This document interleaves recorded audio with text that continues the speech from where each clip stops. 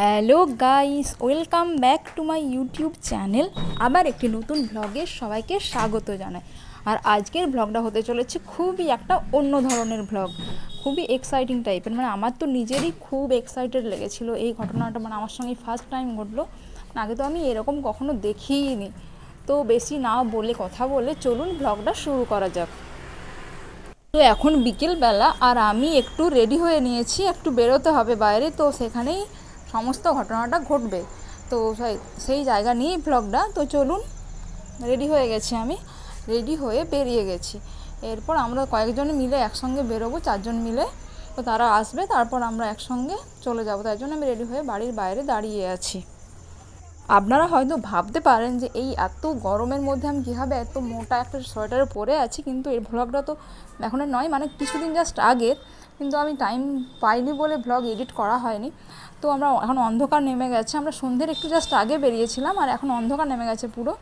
তাই অন্ধকারের মধ্যে রাস্তায় হাঁটছি, অতটাও ভালো লাইট নেই রাস্তার মধ্যে, একটু অসুবিধা হচ্ছে, কিন্তু অসুবিধাটা আমরা ম্যানেজ করে নিচ্ছি, কিছু করার নেই। মানে স্ট্রিট লাইটগুলো এখানে এতটা ভালো না। এই অন্ধকারের মধ্যেও আবার একটা ভীষণ ভয়ঙ্কর ভয়ের ব্যাপার আছে এখানে। মানে একটা নোংরা ড্রেন, বড়, অনেক বড় টাইপের ড্রেন, মানে কল্পনা করা যায় না এত বড় ড্রেন আছে। আর তার উপরে না কাঠের পোল করা আছে, মানে কাঠের যে ইয়েগুলো হয় ব্রিজ, মানে একদম ভাঙা ভাঙা টাইপের, তো সেটা আছে। এবার সেটা না বেরোতে হবে, এবং কাঠের মধ্যে কয়েকটা কাঠ এখানে খুলেও পড়ে গেছে, মানে সেখানে পা গলে গেলে একদম নর্দমার মধ্যে পড়তে হবে। তো এটা ভেবে আমি খুবই ভয়ে আছি যে যখন ওই জায়গাটা পেরোবো তখন কি অবস্থা হবে। কিন্তু সবাই আছে বলে কিছু হবে না, চলো, তাই জন্য একটু ভরসা করে যাচ্ছি, কিন্তু ভয়ও লাগছে মনে মনে। এই সেই বহু প্রতীক্ষিত কাঠের পোল, দেখুন, দেখতে পাচ্ছেন কোনো লাইটও নেই, আর তার মধ্যে আবার এরকম ভাঙা, মানে দেখতে পাবেন মাঠের মাঝে দেখুন ভাঙা। এখানে পা দিয়ে দিলে কোনো মতো অন্ধকারে পুরো একদম নিচের মধ্যে পড়ে যাব, মানে নর্দমার মধ্যে একদম পড়ে যাব, কেউ তুলতেও পারবে না, অনেকটা গভীরের দিকে। তাই না, প্রচুর ভয় লাগছিল আমার পেটে পেরোতে, কিন্তু যাই হোক করে হাতটা ধরে যা হোক করে পেরিয়েছিলাম।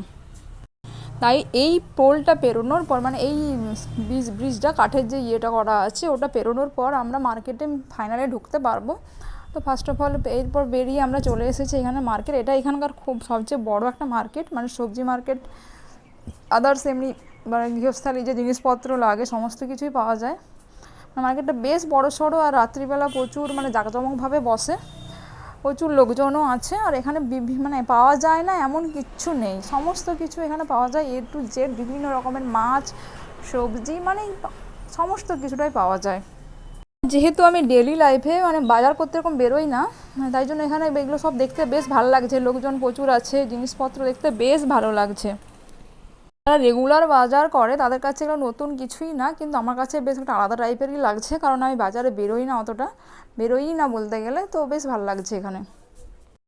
এই মার্কেটে আমি কিছুই কেনাকাটা করব না, আমি জাস্ট ওদের সঙ্গে এসেছি, দাঁড়িয়ে আছি, আর ওরা ওই ভিতরে সমস্ত ঢুকে যা সব নেবে কিনবে পরের দিনের জন্য, মানে ডেলি বাজারের জন্য, মানে পুরো সপ্তাহের বাজার করে নেবে, ওই জন্য ওরা ভিতরে চলে গেছে কেনার জন্য। আর আমি এখানে দাঁড়িয়ে দাঁড়িয়ে সমস্ত কিছু দেখছি, চারপাশটা দেখছি একটু, আর কিছু না।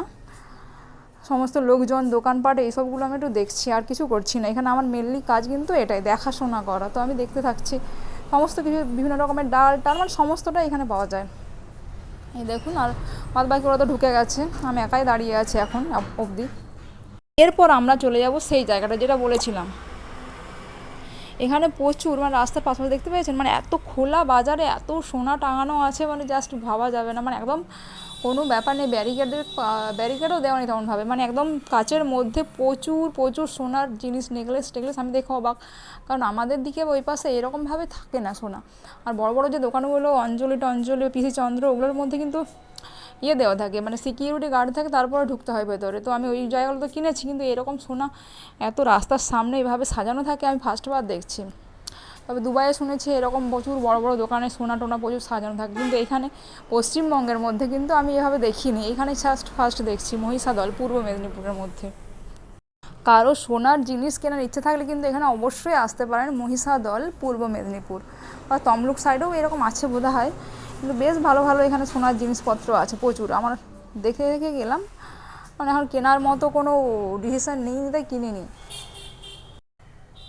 এবার এখানে হাঁটতে হাঁটতে সমস্ত কিছু বাজার টাজার ওদের করা হয়ে গেছে। এবার হাঁটতে হাঁটতে আমরা একটা জায়গায় যাব, যেটা হচ্ছে মামার বাড়িতে যাব। তো আমরা সেখানে জন্য কিছু নিয়ে নিতে হবে, তো কিছু কিনে কাটা করে নেব যাওয়ার জন্য, তারপর সে সমস্ত কিছু নিয়ে আমরা চলে যাব ওখানে। সন্ধ্যেবেলা বাজারগুলো বেশ সুন্দরভাবে বসে এখানে, বড় বড় বাজারে এরকমই হয়, কিন্তু আমি অতটা সন্ধ্যেবেলা বেরোই না, তো আজকে এখানে বেরিয়ে খুবই ভালো লাগছে। নিউ বারের অনেকগুলো দেওয়া আছে, নিউ বার জুয়েলার্স, এটা কিন্তু এখানকার প্রচুর একটা অনেক বড় জুয়েলারি দোকান, মানে প্রচুর জুয়েলার্স এখানে আছে, প্রচুর প্রচুর জুয়েলারি আছে। আর এটা হচ্ছে এখানকার রথ, যে মহিষাদলের যে রথ বিখ্যাত সেটা ছিল।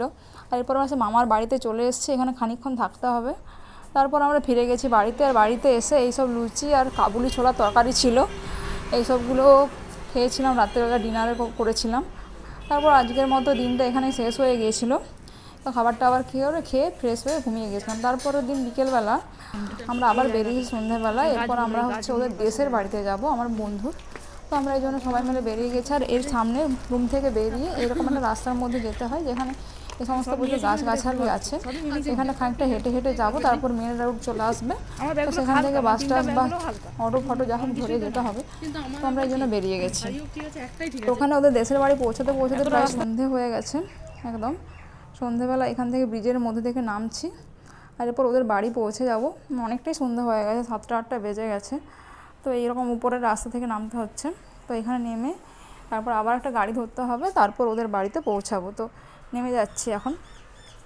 বাড়িটা খানিকটা গ্রামের দিকে, তো একদম সচরাচর মানে বাস থেকে নেমে যেতে পারবো এরকম ব্যাপারটা নেই, তাই জন্য আবার এখান থেকে নেমে কিছু ধরবো।